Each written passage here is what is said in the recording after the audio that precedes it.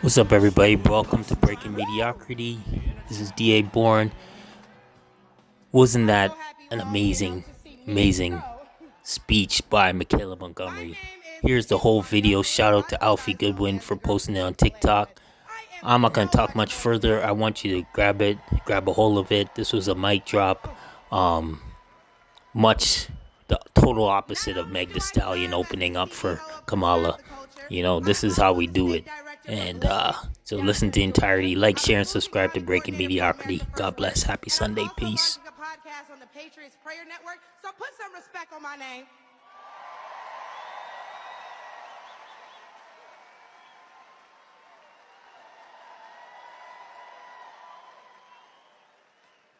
Now, why don't we jump right into it?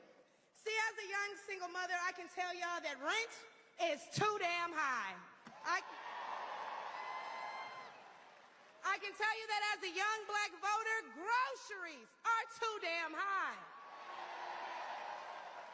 And as an American citizen, period, seniors like my parents should never have to choose between medicine or food. It should never be the quality of life versus the quantity of life. And I don't want to hear, oh, but we capped the price of insulin and lowered the price of all these medicines. Yeah, but you raised the price of everything else, so it's about time to start telling the truth to Americans and let them know exactly what they're signing up for if they want to vote for Kamala Harris. We need to vote based on facts and not feelings. See, under Harris and Biden, the average Georgia household is losing $1,060 per month, and inflation is at 21.4%. And due to the war on energy, average gas prices have reached record highs for the state. We also did a poll, and 80% of us black Americans are not happy with the current state of the economy, so I'm going to need 80% of y'all to vote accordingly in November.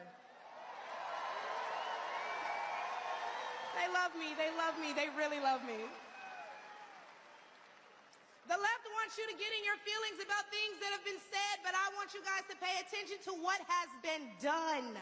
They don't want to talk policy. They just want to use propaganda to steal your vote. The left is trying to tout this woman as a savior for the black community, but all she's done is hurt the black community since she came into the game.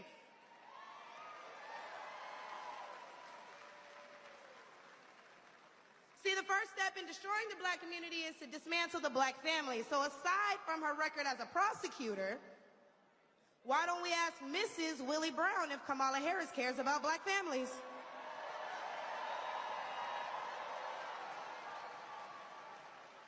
I wonder if Mrs. Willie Brown, a black woman, is also with her. A few days ago, President Trump said he didn't know Vice President Harris was a black woman. I'm trying to figure out what all the outrage is about because she's only black when it's time to get elected. Did I lie? The same black people who are mad at Trump for being confused about her race, ethnicity, nationality, whatever, are seemingly forgetting that while you're touting her as a savior for black people, she identifies as an Asian woman. She chose her side and it wasn't ours. When asked if she would ever do anything specifically for black people, she said no. Whereas Trump gave us the Platinum Plan, which specifically uplifted the black community by increasing capital by almost $500 billion, creating 500,000 new black businesses, and would give black churches the ability to fight for federal resources for their communities.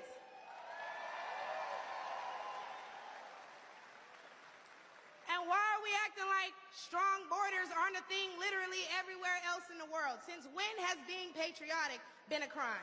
See, a few weeks ago at the debate, Trump mentioned black jobs. And a lot of people got in an uproar as if they didn't know what he meant. Well, we go to the polls and cast our black vote. We go to the stores and spend our black dollar. We live in our black community, but for whatever reason, we draw the line at a black job. Oh, but wait, because if you're wondering what a black job is, please, I encourage you all to drive through Atlanta at all these beautiful black-owned businesses and check and see who works there. Probably a black person working for a black entrepreneur, recycling the black dollar, creating black generational wealth.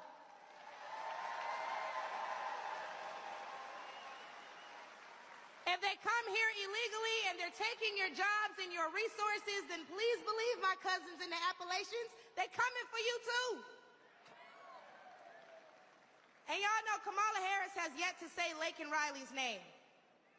As borders are, she opened the border to millions of illegal immigrants that have flooded American streets with deadly drugs and gangs that have spiked overdoses by over 124% and brought more crime into minority communities.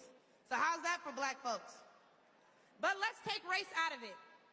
Just as a woman, period, how can you be a champion for women's rights when you're taking away opportunities from biological women and giving them to transgendered ones?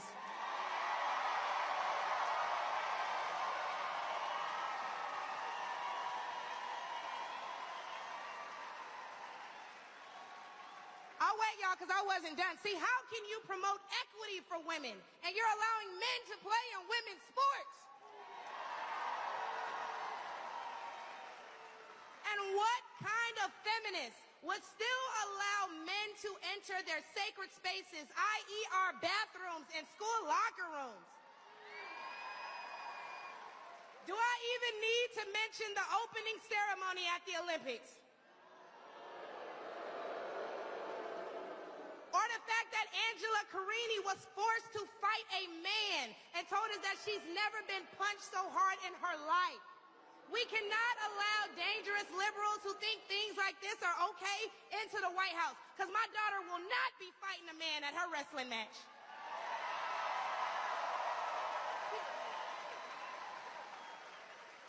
And what I think both men and women can agree on is that national security is important.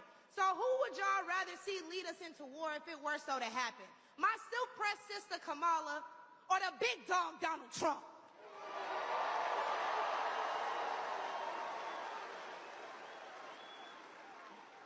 And lastly, I could not get up here without mentioning my farmers, the backbone of this country. And aside from the Biden-Harris administration hurting you guys in ways we can't even comprehend by the rising cost of everything, black farmers suffered even more due to the delays associated with the Inflation Reduction Act signed in 2022.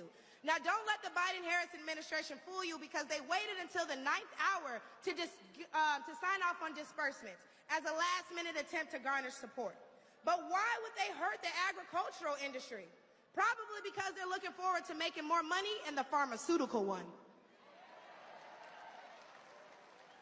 And speaking of pharmaceuticals, because I promise I'm going to wrap this up, when they bring up abortion and they talk about protecting your medical freedoms, don't be afraid to mention COVID. The Biden-Harris administration forced Americans to take an experimental vaccine and took away their jobs, their livelihoods, and their freedoms if they refused. Trump gave us a choice and Biden gave us a mandate.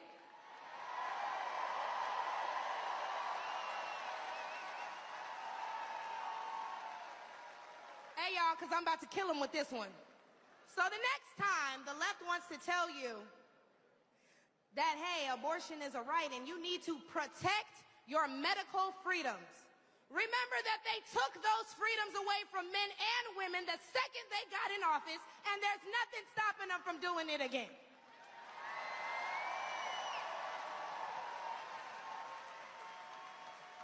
Clock it.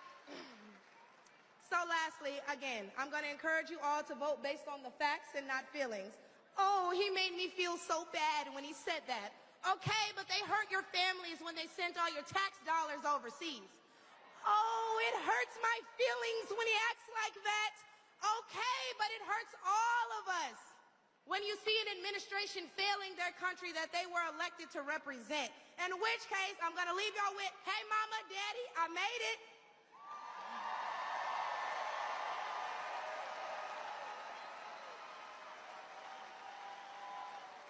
And my baby girl, Amaya, is somewhere in here, so we can all say, hey, Amaya, in unison, because she's the real superstar, y'all.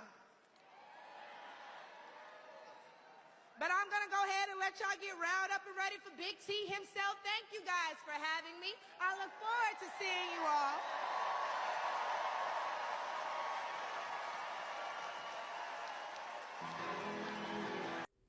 Wasn't that incredible?